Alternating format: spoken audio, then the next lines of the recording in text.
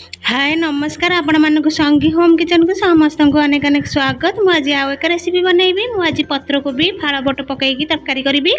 आपण मैंने जदि मो चैनल को सब्सक्राइब करना सब्सक्राइब करंतु, लाइक करंतु, शेयर करंतु, पाखे बेल आइकन को प्रेस करनियंतु।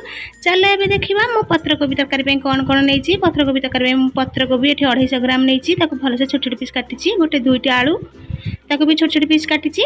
मु एठी पोई डांग नैची, सेथरे पकेया पई आपण चाहिले पोई डांग स्किप करि परिबे। फाड़ बट ये मुझे 150 ग्राम नहीं बतुरे देकी रखीदी से भलसे बतुरी जाइए। लंका गुंड, हलदी गुंड, गरम मसला, खड़गपुर मसला, पियाज, टमाटो, धनिया पत्र, अदा, रसुण, जीरा, गोटे टमाटो और टिके डालचीन ग्राइंडर बनै नहीं।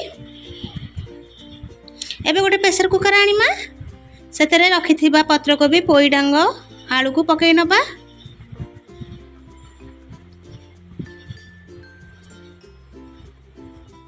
एबे रखिथिबा फाड़ बट को ऐड करबा।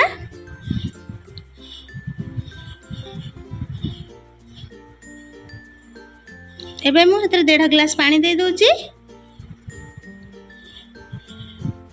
अल्प किछि हळदी,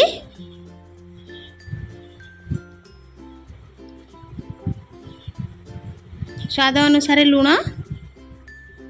पकईकी गैस ऑन करिकी आकु 3टी सीटी आसीबा पई हाई टू मीडियम फ्लेम रे बसई नबा।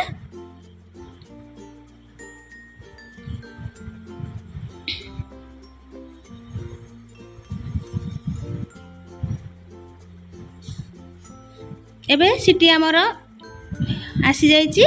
आमर एबे सीझा हो जाइए, सीटी को बाहर करी नैची। एबे देखिबा एबे आमर फाड़ा बट पत्रकोबी भलसे सीझी जाइए। ताको भलसे टिके घांटी नबा।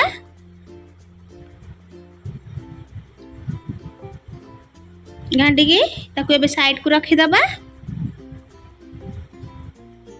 एबे गोटे कड़ाई बसई नैची। कड़ाई रे मु 3 ରୁ 4 चामच तेल दे देइची।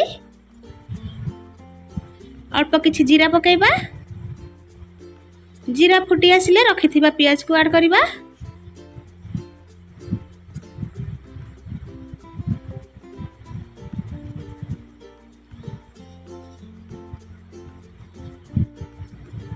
ताको भल से भाजी नबा।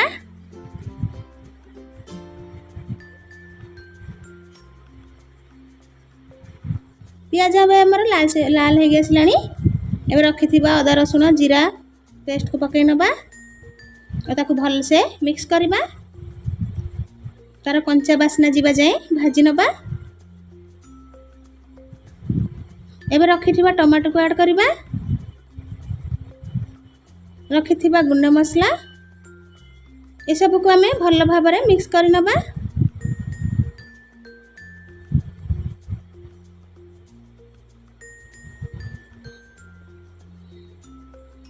मसला पाई मु अल्प किछि लूण देली, कहीं ना आम सीझे लूण पकई नहीं छे। एबे आकु भल से मिक्स कर नबा। मसला आमर एबे भल से हे आसिलानी। रखिथिबा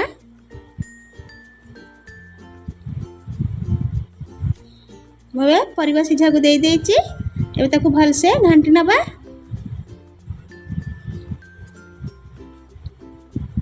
देखो तरकारी आमर एबे केते बढ़िया बनीची। आकु रोटी संगरे भात संगरे सब थरे खाई परिबे। आके आबे 2 मिनिट पई हाई फ्लेम रे फुटेबा को छाड़ दबा। एबे तरकारी आमर से भल से फुटी जाइची। रखिथिबा धनिया पत्र को ऐड करबा और गैस रे फ्लेम को बंद कर दबा। एबे गोटे प्लेट को बाहर करबा। आपण माने एमती थरे पत्रकोबी फाड़ा बट तरकारी बनै घरे खांतु। देखिबे खाइबा पई बहुत भल लागिबो। भल लागिले मो वीडियो को लाइक करिवे, शेयर करिवे, चैनल को सब्सक्राइब करिवे। पुणी आसीबी आ एक नुआ वीडियो नै की रहूची। नमस्कार।